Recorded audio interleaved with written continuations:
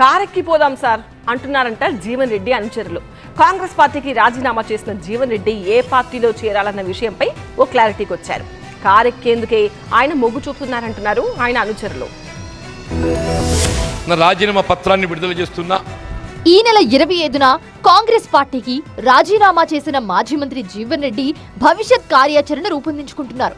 వరుసగా కార్యకర్తలతో భేటీ అవుతున్నారు. వారి అభిప్రాయాలను తెలుసుకుంటున్నారు. జగిత్యాల జిల్లాకు చెందిన ద్వితీయ శ్రేణి కాంగ్రెస్ నేతలు కూడా జీవన్ రెడ్డి ఇంటికి వెళ్లి కలుస్తున్నారు.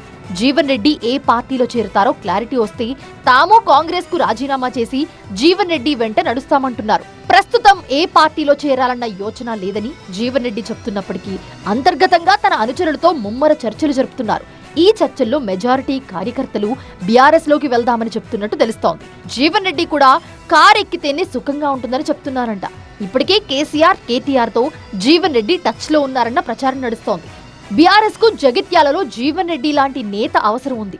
దీంతో జీవన్ రెడ్డికి పార్టీలో కీలక పదవి ఇస్తామని ఆఫర్ చేశారన్న చర్చ కొనసాగుతోంది. బీఆర్ఎస్ సెక్రటరీ జనరల్ పదవిని జీవన్ రెడ్డికి ఆఫర్ చేసినట్టు ప్రచారం కొనసాగుతోంది. జగిత్యాల అసెంబ్లీ నుంచి జీవన్ రెడ్డి కోడలు పోటీ చేసినా టికెట్ ఇచ్చేందుకు బీఆర్ఎస్ అంగీకరించిందన్న ఊహాగానాలు కూడా చక్కెర్లు కొడుతున్నాయి.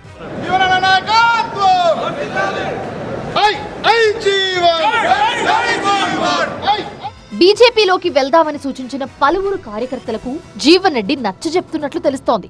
బీజేపీలోకి వెళ్తే జగిత్యాలలో ఉన్న తన ముస్లిం అనుచరులు కలిసిరారన్నారు జీవన్ రెడ్డి.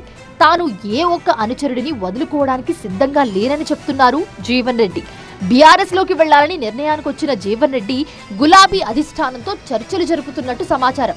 ఏప్రిల్ మొదటి వారంలో జగిత్యాలలో భారీ బహిరంగ సభ నిర్వహించి గులాబీ కండువా కప్పుకోవాలని జీవన్ రెడ్డి యోచిస్తున్నట్లు తెలుస్తోంది.